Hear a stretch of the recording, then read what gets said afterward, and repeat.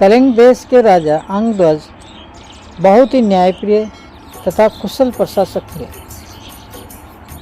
वो जनता से बहुत प्यार करते थे, जनता को अपनी संतान के समान मानते थे तथा जनता भी राजा अंगध्वज को बहुत सम्मान देते थे और अपने पिता के समान ही उनका आदर करते थे। एक विद्वान ब्राह्मण था जो बहुत गरीब था, उसको धन की आवश्यकता थी। राजा अंगध्वज न्यायप्रिय के साथ साथ वो विद्वान पुरुषों का सम्मान भी करते थे। ब्राह्मण को पता लगा, जिसका नाम था राघव। वो राजा अंगध्वज के बारे में बहुत सुन चुका था। कलिंग देश को गया, लोगों से कहा कि मुझे राजा साहब से मिलना है। तब सैनिकों ने मंत्री से कहा कि राघव नाम का एक विद्वान पंडित आया है, वो महाराज से मिलना चाहते हैं। मंत्री ने जाके महाराज से कहा, महाराज, एक विद्वान पंडित है राघव, वो आपसे मिलना चाहते हैं, बहुत ज़रूरी काम है, ज़रूरी बात है। राजा अंगध्वज बोला, हे मंत्री, विद्वानों को मिलने के लिए मैंने कब मना किया था? आप ऐसे करो, उस विद्वान पंडित को, ब्राह्मण को आदर सहित यहाँ लेके आओ। सैनिक गए, चलो राघव भैया, महाराज ने आपको बुलाया है। राघव राज्यसभा में गया। राजा उठ के पंडित को प्रणाम किया। राघव बोला, राजन, आपका कल्याण हो। राजा ने कहा, विद्वान ब्राह्मण, आपसे गुजारिश की जाती है, प्रार्थना की जाती है कि आप आसन ग्रहण करें और मेरे लायक कोई सेवा हो तो बताएं। राघव बोला, नहीं महाराज, आपके लिए कोई सेवा नहीं है। हाँ, लेकिन कुछ शिक्षाएं हैं जिससे को मैं धन लेके देना चाहता हूँ। मुझे धन की आवश्यकता है, लेकिन मैं बिना कर्म किए धन नहीं लेता हूँ। अंगध्वज बोले, ठीक है ब्राह्मण देवता, हम आपको धन देंगे और आपसे शिक्षा भी लेंगे। बताओ क्या शिक्षा है आपकी? महाराज, एक शिक्षा का एक सोने का सिक्का है। ठीक है, बोलिए विद्वान ब्राह्मण जी। जागत सार, दूसरी है देरीन आदर सार, तीसरी है महाराज क्रियानेतर सार, और चौथी है सार बड़ी गमसार। महाराज, ये जीवन की चार सार है जो बहुत ही महत्वपूर्ण है। यदि इन चारों सारों का आदमी जीवन में उतार ले या इन पे मंथन करके, इनसे शिक्षा ग्रहण करके इसके अनुसार जीवन यापन करेगा तो उसकी सारे संकट मिट जाएंगे और उसके जीवन कभी दुख आएंगे ही नहीं। राजा अंगध्वज बोला, तो राघव महाराज, पंडित जी ये बताओ कि इनका सारों का अर्थ तो समझाओ। राघव बोला, राजन, जागत सार, राजा को चौकन्ना रहना चाहिए, जागते रहना चाहिए। जागने का अर्थ ही चौकन्ना है, चौकन्ना रहना चाहिए, क्योंकि राजा का पद बहुत उच्च पद है। इसके साथ में कोई भी दुर्घटना घटा सकता है या कोई भी अपने को विचार ला के आपको चोट पहुंचा सकता है। इसीलिए राजा को चौकन्ना और जहाँ तक हो सके अपने प्रति जागरूक रहना चाहिए।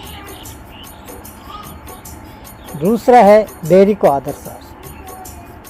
अपना चाहे कितना ही बड़ा शत्रु क्यों न हो, उसका हमेशा आदर करना चाहिए। महाराज, यदि हम बैरी का आदर करेंगे तो स्वतः ही नर्वस हो जाएगा, झुक जाएगा। तीसरा है प्रभु राजन, क्रिया को तरसा।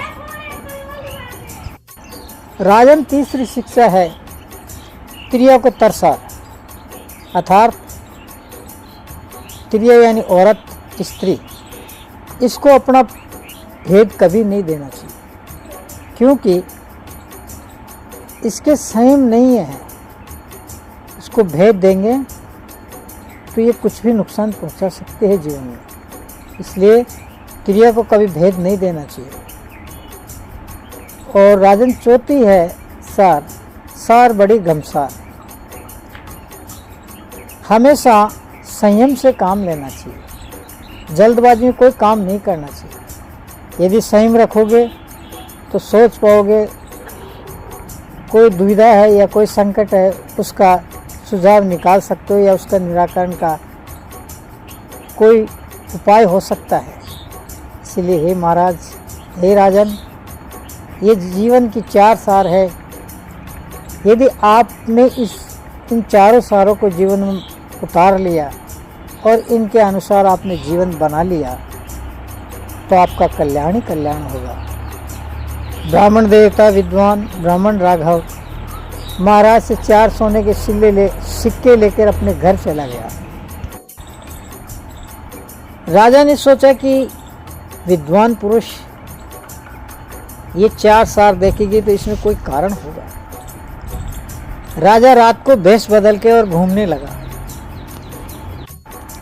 राजा ने सोचा कि अपन ऐसे जाएंगे तो अपने कोई पता नहीं लगेगा कि अपने राज्य में हो रहा क्या है।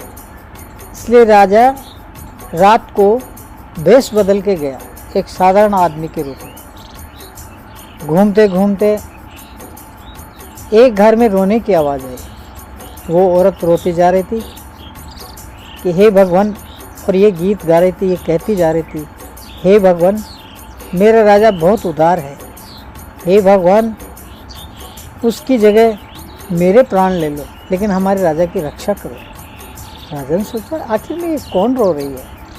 राजा ने जाके देखा तो एक बुढ़िया औरत थी जो रोती जा रही थी और कह रही थी, हे प्रभु, हमारे राजा बहुत उदार है, ऐसे राजा मिलना बहुत कठिन है, इसलिए उनके प्राण बचा के मेरे प्राण ले लो। राजा ने कहा, हे माँ, आप क्यों रो रही हो? माता रानी बोली, बेटे क्या बताओ, हमारे राजा कल तक के मेहमान। बोले वो क्यों? कि कल उसकी मृत्यु होने वाली है। ये आपको कैसे पता? ये मुझे पता है, इसीलिए तो कह रहे बेटे, तू जा, तू के पाल तुम पछेड़े में पड़ रहा है, तू तेरे रास्ते जा। नहीं माँ, आपको बताना पड़ेगा। आखिर क्यों? राजा की कल मौत होएगी। बोले राजन, यदि मैं तेरे को ये बात बता दी, बेटे, यदि मैंने तेरे को ये बात बता दी और तूने किसी दूसरे को ये बात बता दी तो बेटे तू पत्थर का हो जाएगी। इसलिए मैं नहीं चाहती कि तू पत्थर खाओ, तू जा अपने रास्ता ना। राजा ने सोचा कोई बात नहीं, माँ है, ऐसा ही दिल होता है। लेकिन वो सोचा आखिर में है क्या जिससे कल मेरी मृत्यु होने वाली। ये सोच के राजा पुनः बोला, माँ कोई बात नहीं, मैं पत्थर का हो जाऊंगा, कोई बात नहीं, लेकिन मैं बताऊंगा जब होगा ना पत्थर का। जब मैं किसी से कुछ बताऊंगा ही नहीं तो पत्थर का कहाँ से होगा। इसलिए आप मुझे बताओ बात क्या है। तब बुढ़िया माई रोती गई और बोलती गई, बेटे, हमारे राजा साहब बहुत सज्जन हैं, ऐसा राजा मिलना बहुत कठिन है, लेकिन क्या करें। राजा साहब पिछले जन्म में राजकुमारी थे और एक सौदागर का बच्चा था बिरजू, उससे उसकी दोस्ती थी और राजकुमार का नाम था यशवंत। दोनों में गहरी दोस्ती हो गई। एक दिन कोई बात को लेकर इनके दोनों में मनमुटाव हो गए और उसने सोचा इसने मेरे को धोखा दिया और इसने सोचा मेरे को धोखा दिया, और ऐसा करके एक दूसरे में झगड़ा हुआ। तो राजा के हाथों उस साहूकार सौदागर के बेटे बिरजू का खून हो गया और वो मर गया। राजा साहब भी समय अनुसार मर गए, यशवंत भी मर गया राजकुमार। तब वो सौदागर का बच्चा बिरजू सांप बना और यशवंत राजकुमार राजा बना, जो अभी हमारे देश का राजा है। बहुत ही धर्मात्मा है। इसलिए तो माँ एक बात और बताओ कि वो कौन है और कहाँ से आएगा? बुढ़िया माई बोली, बेटे इस गांव के बाहर एक बड़ और बावड़ी है, उस बाड़ के अंदर से वो सौदागर का बच्चा जो सांप बना वो आएगा और कल राजा साहब को दिन को 4 बजे उसको डस लेगा। ठीक है माँ। बेटे ये बात मैंने तेरे को बता दी। ये बात यदि तुमने किसी को बता दी तो पत्थर का हो जाएगा। राजा साहब समझ गए और समझ के दूसरे दिन अपने पलंग से लेकर जहाँ बावड़ी और बड़ था वहाँ तक पूरी बालू मिट्टी बिछवा दी, फूलों का गजरा बिछवा दिए, जगह जगह दूध के कटोरे रखवा दिए और इत्र फुलेल छिड़का दिए। सैनिकों ने सोचा महाराज ये सब क्या हो रहा है? बोले जो मैं तुम्हें आदेश दूँ वो ऐसे करते जाओ तुम। ठीक है। मंत्री कहा ठीक है महाराज। सरफ जब बम्बई से बाहर निकला बड़े गुस्से में होकर निकल रहा था। मैं राजा को ऐसे डसूंगा, ऐसे काटूंगा, ऐसे डसूंगा कि वो ज़िंदगी में याद रखेगा। बड़ी मुश्किल से जब वो बाहर निकला तो सैनिकों को राजा साहब के स्पेशल आदेश थे कि कोई भी जानवर आए या कुछ भी आए उसको आप मारोगे नहीं। वो जहाँ भी आए उसको आने देना, रोकना मत उसको कहीं भी रास्ते में। जैसे सांप बाहर आया बम्बे से और वो फूलों की सुगंध और बालू मिट्टी देके वो रेंगने लगा। भूखा तो था ही, कच्चे दूध के कटोरे थे, उसमें से दूध पी के मस्त हो गया। मस्त होते होते खेलने कूदने लगे। कूदते कूदते शाम हो गई। 4 बजे राजा को डसना था, 7 बज गए। नागराज ने सोचा, सैनिकों ने देख लिया कि नागराज है, लेकिन महाराज का आदेश है कि इसको मारा नहीं जाए। नागराज ने सोचा कि मैं डसूंगा नहीं, क्योंकि उसने मेरा कितना आदर किया है। उसको डसूंगा तो नहीं, लेकिन उसके सामने ज़रूर जाके आऊँगा। उसका डसने का समय भी चला गया, इसलिए डसूंगा नहीं, उसको काटूंगा, लेकिन उसके पास जाके ज़रूर आऊँगा। सांप खेलता कूदता उस राजा के भवन में कमरे में पहुँच गया। राजा साहब नीचे उतरे और नागराज के सामने हाथ जोड़ के खड़े हुए। लो नागराज, मैं आपके समक्ष हूँ, आप अपना बदला पूरा कीजिए। नागराज बोला, नहीं राजन, तुम जैसे धर्मात्मा राजा का मैं पतन नहीं कर सकता, तुम्हें काट नहीं सकता, तुम्हें मार नहीं सकता। आप बहुत धर्मात्मा हो। ये तो मैं मूढ़मती था कि मैं आपको डसने के लिए आ गया। आप जगत का कल्याण करो। आप जैसे धर्मात्मा राजा की इस देश को ज़रूरत है, लेकिन मेरा आपके पास सामने आना ज़रूरी था, इसलिए मैं आया। भगवान आपका कल्याण करे। ये कह के नागराज वापस बॉम्बे में चले गए।